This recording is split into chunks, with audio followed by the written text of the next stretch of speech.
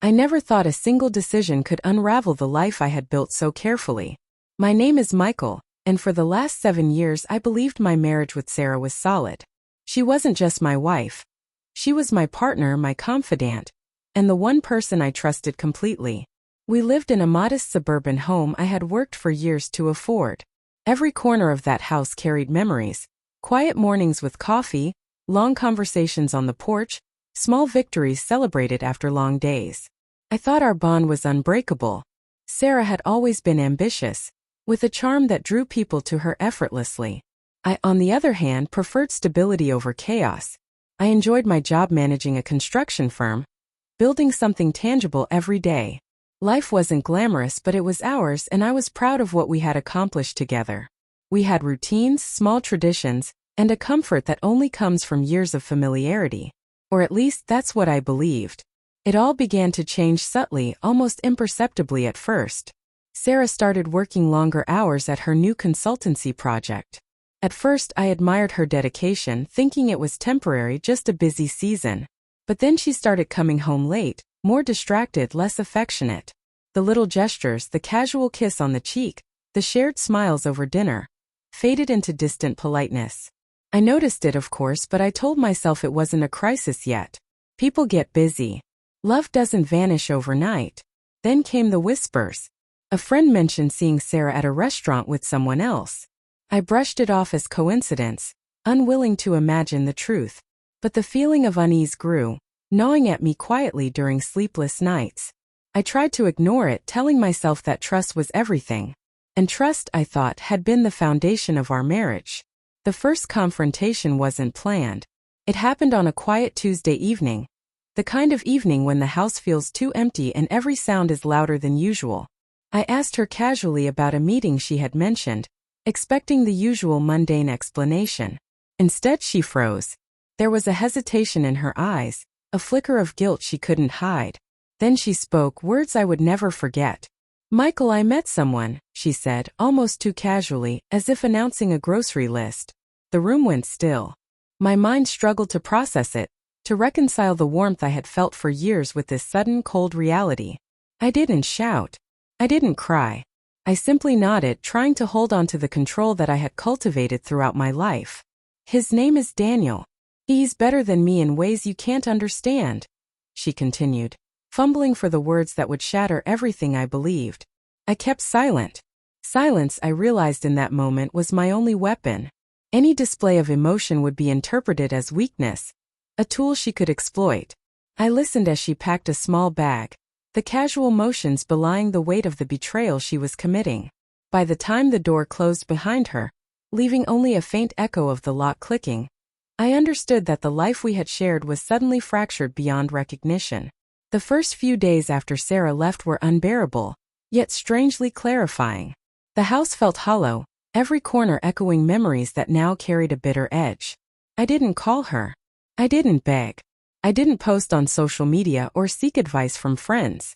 I needed silence, clarity, and a sense of control in a situation where both had been stripped away from me. Weeks passed. Life, in its relentless way, continued. I focused on work, on maintaining the routine that had grounded me for so long. I fixed problems, solved issues, and built structures for others, but every night, when the house was quiet, I allowed myself a single moment of reflection. The betrayal replayed in my mind, not as anger, but as a question I couldn't stop asking. Why would she leave me for someone better, only to return later? Then the news came. A mutual acquaintance casually mentioned that Sarah had broken up with Daniel. The words hit me in a way I hadn't anticipated. Part of me expected relief or perhaps satisfaction, but instead I felt nothing. No joy, no revenge, just a cold, analytical curiosity.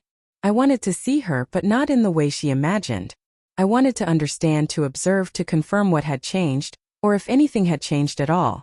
When she knocked on the door, the familiar voice that had once stirred warmth now carried an undercurrent of expectation. "Michael, can we talk?" she asked, as if our years together had granted her a right to this moment. I paused before opening the door. Her eyes searched mine, looking for a reaction, an emotional surrender I refused to give. I let her in, but I didn't speak. Silence stretched between us like a taut wire. Every second weighted with unspoken truths. She tried to smile, tried to justify, but her words faltered. I listened, but my attention wasn't on what she said. It was on what she didn't say, the small hesitations, the subtle shifts in tone, the glances away when she thought I wasn't watching. It became clear quickly that she hadn't changed.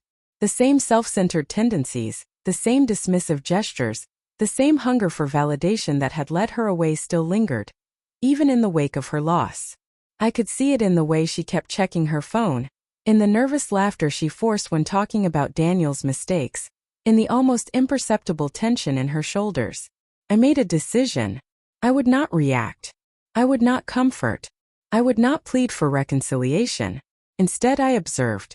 Every move, every word, every micro-expression became part of a mental ledger I kept silently. I noticed how she tried to gauge my reaction, how she tried to assert control over the room, and how, despite her attempts, she felt the weight of her own guilt pressing down on her. By the end of that first evening, she was exhausted from trying to manipulate a man who no longer offered easy access to his emotions.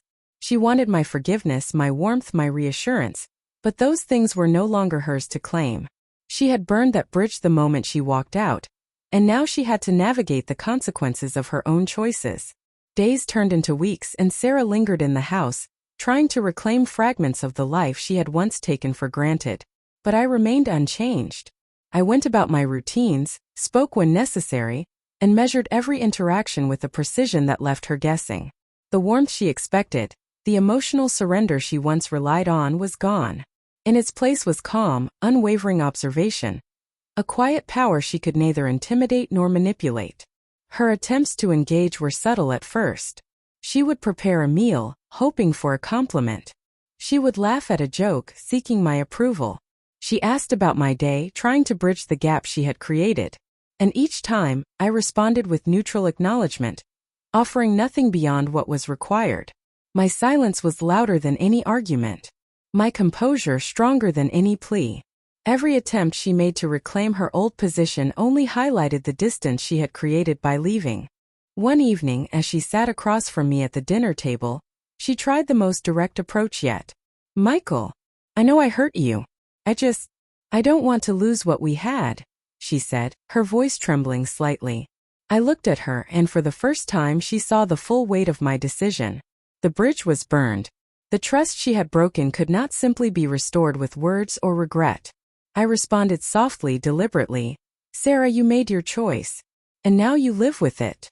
The simplicity of my words hit her harder than any accusation or argument could have. She understood, without further explanation, that the life she hoped to step back into was no longer hers to claim. She could feel it in the quiet, in the way I continued to move through my routines unshaken, in the lack of emotional reaction she expected. In the weeks that followed, she began to grasp the reality of the consequences. The confidence she once wielded like a shield was gone, replaced by unease and self-reflection. She realized that leaving for someone better had cost her more than she had anticipated. Not the comfort, not the house, not even my presence, but the respect, the trust, and the certainty that had once defined our relationship. I didn't gloat. I didn't lecture. I simply maintained my life.